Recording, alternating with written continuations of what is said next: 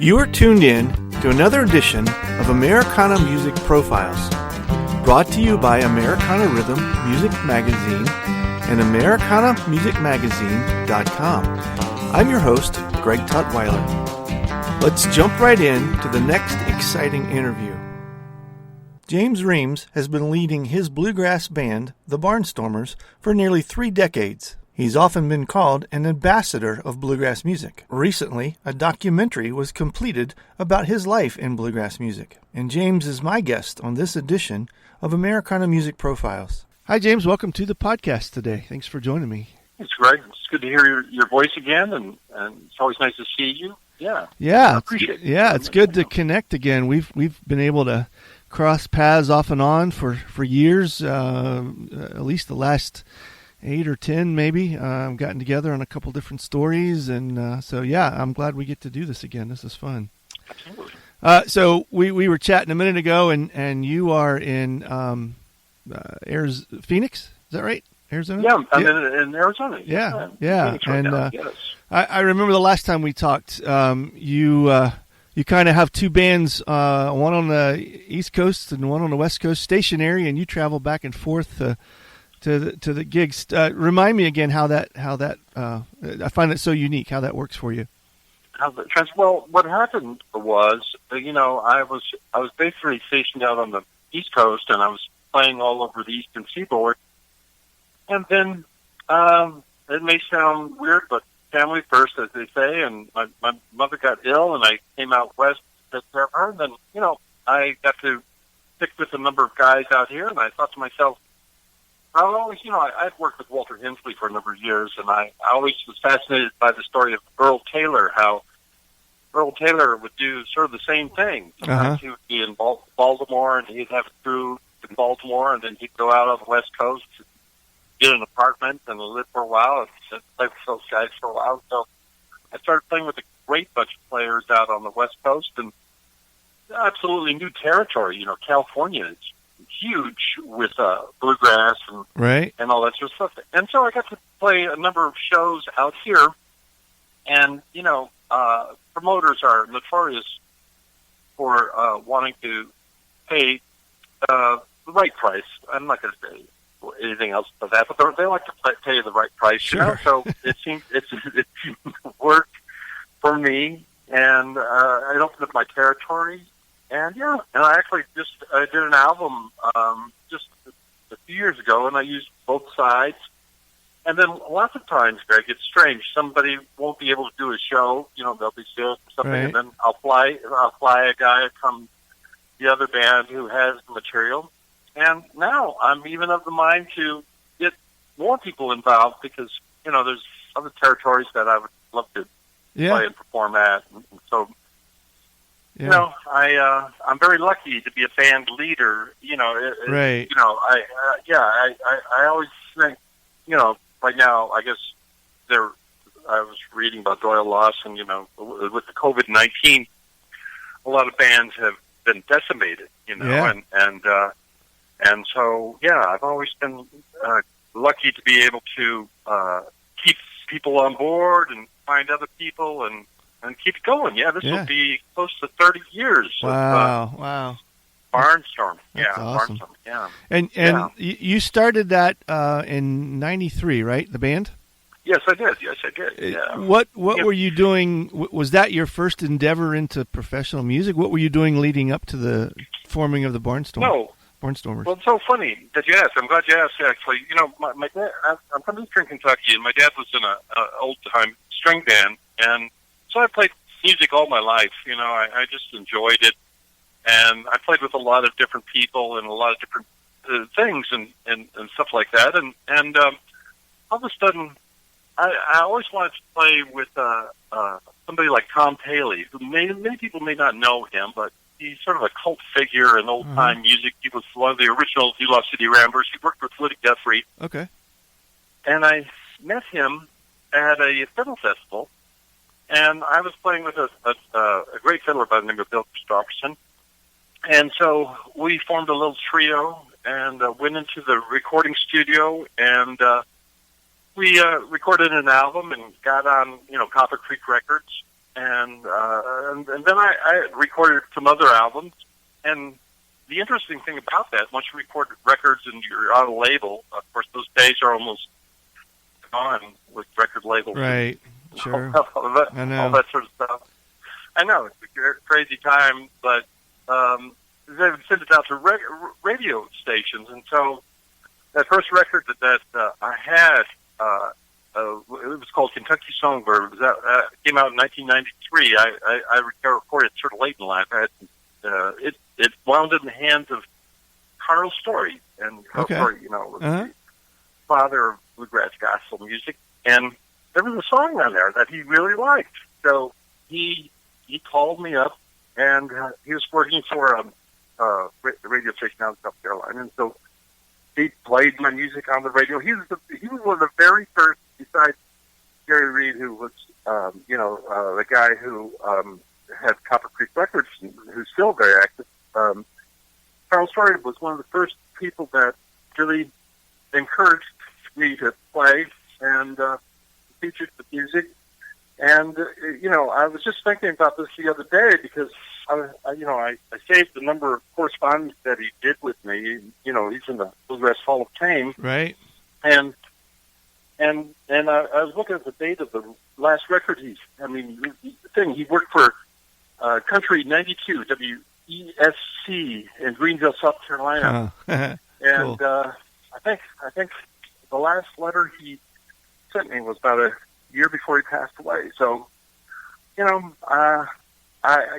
So my whole life has been sort of been littered, for lack of a better term, with these bluegrass greats, that I've been able to, and old time music greats that I've been able to collaborate with, or I think the last time we spoke, I had a film project where I interviewed many of the very first generation bluegrass players, John Graves and Melvin Gainsborough. I want, because I know we want to get to what you've got coming out, which is another really cool film project. But I wanted to ask you about that again because I feel like it's something that if the listeners have not heard or seen, it would be a really worthwhile film to go back and take a look at, and that's history with the pioneers of bluegrass or something like that. You called it? Yeah, making history with the pioneers of bluegrass. You got it. Yeah. That's so strange because when I did that, I started that film. I never realized that it would be so important. I mean, I loved that first generation, but I didn't realize that what a privilege it was for me to go backstage or on the bus sometimes, or sometimes in the rest home, or sometimes next to the sick bed and interview the people that made a genre of music, which is just rare. Right. It's a rarity, and so that film. I don't know if I mentioned last time. I did it as a sort of a fan initially, and I had friends who were filmmakers, but it was such a struggle for me, Greg. I didn't really understand filmmaking. I didn't, it was completely new to me. Uh-huh. But, if anyone is listening to this, I would say sometimes follow your passion. It's amazing what serendipity will do for you. Yeah. Not to change the subject, but I just read a story about a guy who, when he was a kid, he found this pamphlet about the most intelligent horse in the world, and he kept hold of the pamphlet. And later on, he wrote a book, and they're coming out with a movie, about the most intelligent horse. So, me grasping onto the idea that I could interview and meet many of the heroes of the music and many of my personal heroes was just amazing. I got to, play with a few of them. Yeah. And leave a legacy of making history with pioneers of bluegrass.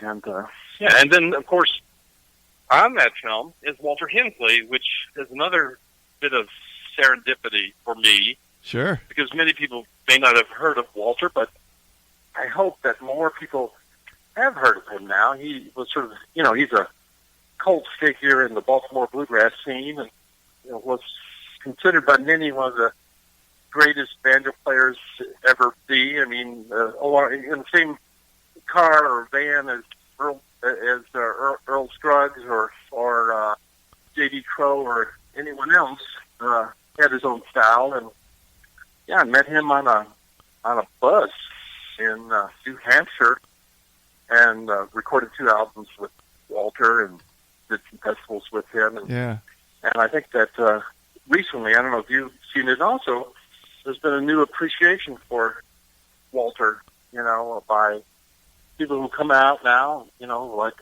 Pete Wernick and right. Said, okay.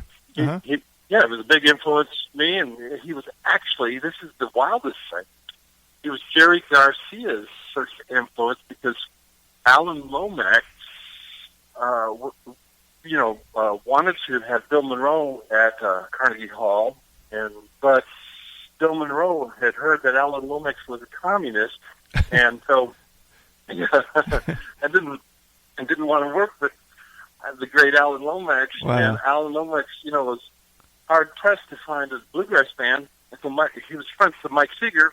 Mike Seeger says, "Well, down in Baltimore, there's this band called Earl Taylor and the Stony Mountain Boys." So Walter was in that band, and they came up to Carnegie Hall and recorded an album on United Artists that actually Jerry Garcia and a lot of people who started out playing banjo heard. So Walter was so many people's first influence. So that's serendipity for you right there. That's sure. Just how it goes, Yeah.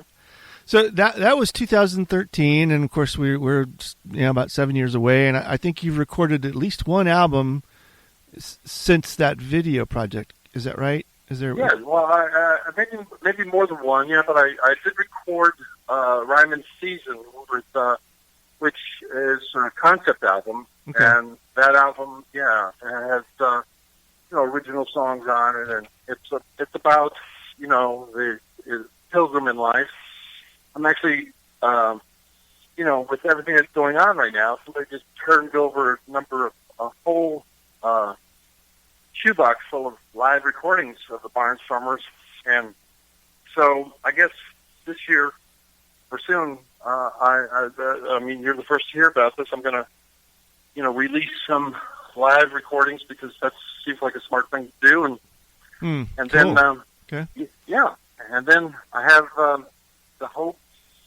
I'm already making some arrangements for a new recording because this may sound strange to you, but I came into this music because of Hank Williams in a weird way. I mean, Hank Williams was always someone who was special to me, and so there were notebooks. I don't know if you know this. There were notebooks that were left in a leather briefcase in the back of his car when he passed away on New Year's Eve, and people put music to it, and I hope to do a bluegrass, Larry Sparks did the same thing at one point, but I want to do less known or songs that maybe never actually saw the light of day by Hank Williams. Okay. But cool. were written by him, okay. Yeah. I mean, somebody did that just recently. They took Woody Guthrie's lyrics, right? Right. Yeah. So the new thing that you've got going on, which kind of prompted what we're doing today, is I guess documentary of your life and music. It's called Like a Flowing River, a Bluegrass Passage. Tell me how that came to be. Well, again, serendipity. I was invited after I made Making History with Pioneers of Bluegrass. I got invited into the film world to a certain degree because you get invited to film screenings and I met a number of different filmmakers, and then sometimes people find out about my life, and it's no different than anybody else in this world. I mean, we all have hardships and strange things that happen, but everybody has a story to tell. I mean, I'm a firm believer of that. So yeah, everybody does. And you know what's interesting? At first, whenever they approached me about making a film, I thought, well, nobody knows who the heck James Reams is, but that's actually part of the story, right? Like a guy like me can make music close to 30 years and survive at it, and 10 albums and a film with pioneers and the whole nine. So the film is hopefully inspirational for people who may be passionate about something, but may not have all the breaks or be situated at Grand Ole Opry or Nashville or a lucky break. Of course, I've had lucky breaks and all my life. I mean, I can't. I've just been meeting Tom Paley and recording with him, and being on a record label, and meeting Walter Hensley and recording with him, and meeting most of the first generation bluegrass musicians, being friends with them and playing with them, and all this stuff. Yeah, I mean, I can't say that I haven't been unlucky, but I may not be outside of bluegrass. I may not be a household word, but I think that's part of the story of bluegrass. It's sort of what I love about bluegrass. When I was growing up, I would see the back of a Starday record, and there'd be like a Landon Messier small little photograph of an album, or Lowell Varney, or Sid Campbell, or some, person that I'd never heard of, and I was sort of like fascinated, and I went and I would find out about them, and so that's sort of my story in a weird way, right?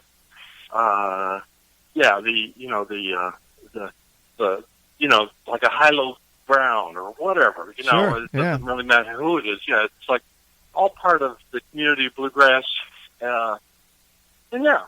And well, I guess the genre lends itself to those stories because it's, I guess, because of the festivals and the small little venues and the fact that you could, in a good time, obviously where we're at now makes it kind of difficult, but you can gather 3 or 4 guys and gals together and run around across the country and sustain yourself if you've got some talent and you can market yourself, you can actually make a living doing it. And I don't think there's any other genre that you can do that in and be able to survive 30 years doing that type of profession. That's right. I mean, there maybe gospel music, perhaps, sure, yeah, but you're right. They're not rock and roll, or not any of the major musical types, but yeah, the marginal music types, like a Zydeco or bluegrass or gospel. Yeah, somebody like a Clifton Chenier or even his son or some gospel group like the Blind Boys of Alabama, can maintain a long career. Yeah. And what an amazing thing, because people love the music and they love the people that make the music, and so I've been blessed. I've been been very lucky. That's awesome. The what's it like to sit back and see your life documented in a 90-minute or whatever length that just encapsulated in this, and know that you're not done, right? It's like I'm sure that there's there's many things you want to do yet beyond the scope of the time frame of the film. Well, you know what, Greg? When it came out and I saw that it was an inspirational film, then it got picked up by a major distributor, MVD Distribution, which it'll be on Amazon Prime, and it'll be downloadable and around forever. Yeah.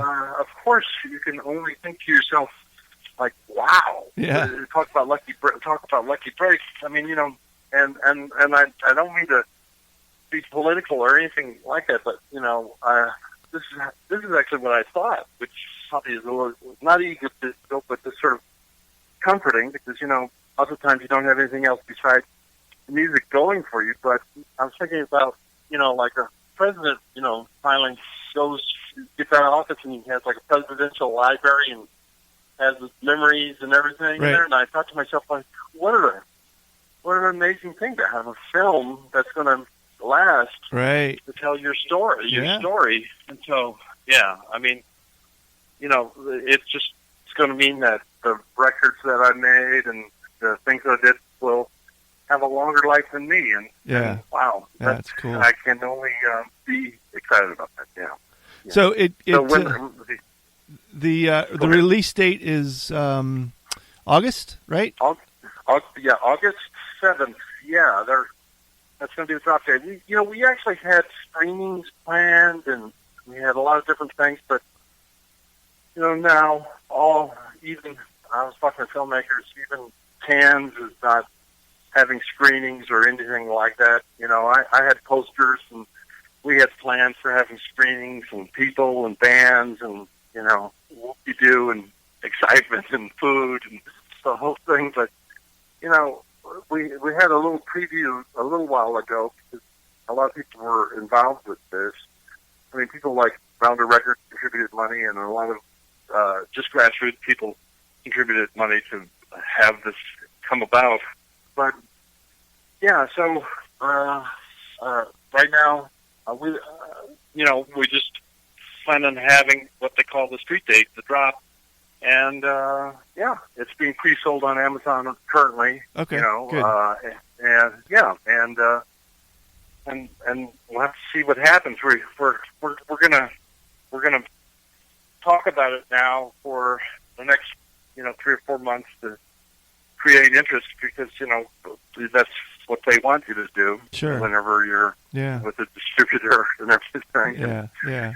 And so I guess, but the strange thing about this, and I'm sure the same with you. I mean, I used to be throwing my clothes in a suitcase and flying across the country, or being in the car, or renting a this or that or whatever, and currently those dates are now limited. Right. But I think that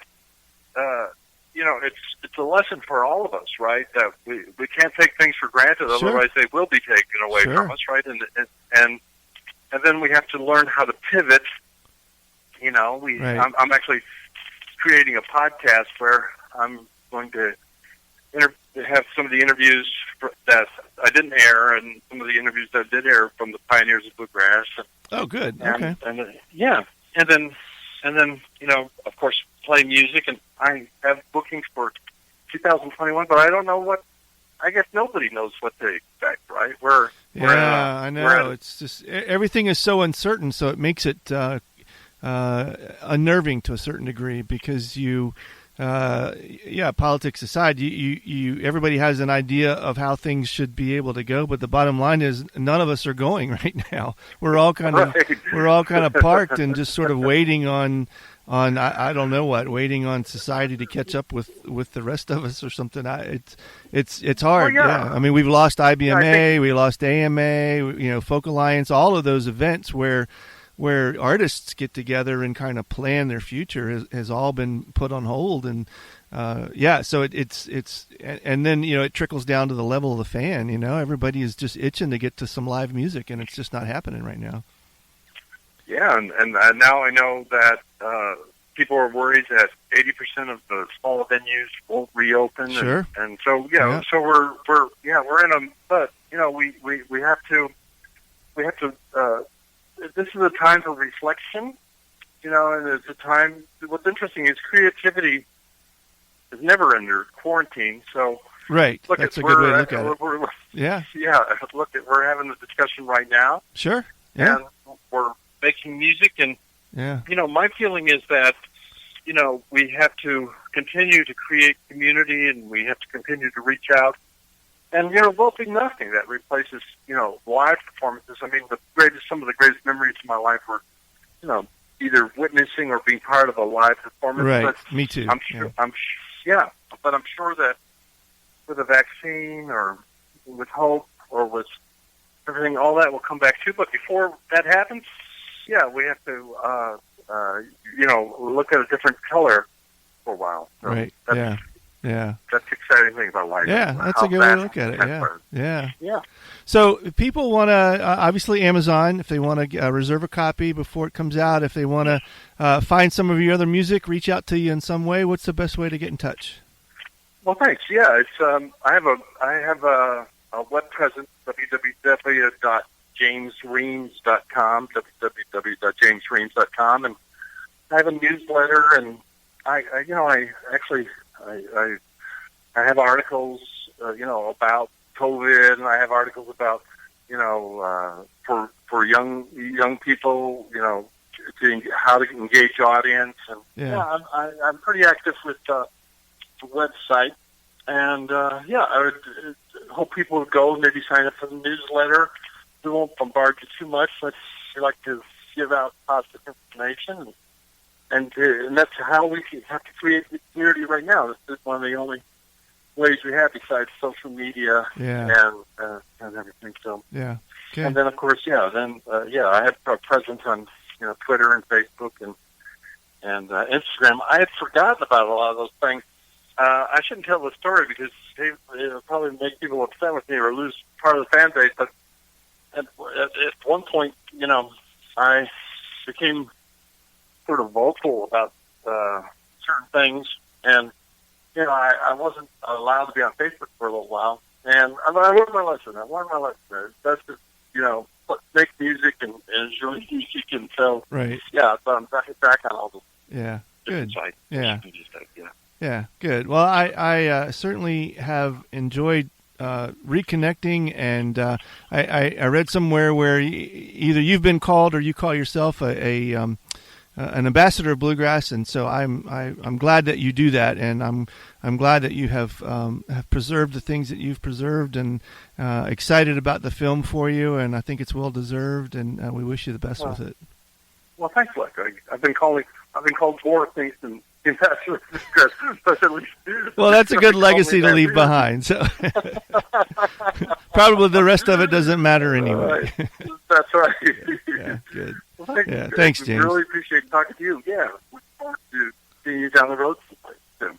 Thanks again for tuning in to this episode of Americana Music Profiles. Find us on iTunes at Americana Music Profiles and on the internet at AmericanaRhythm.com.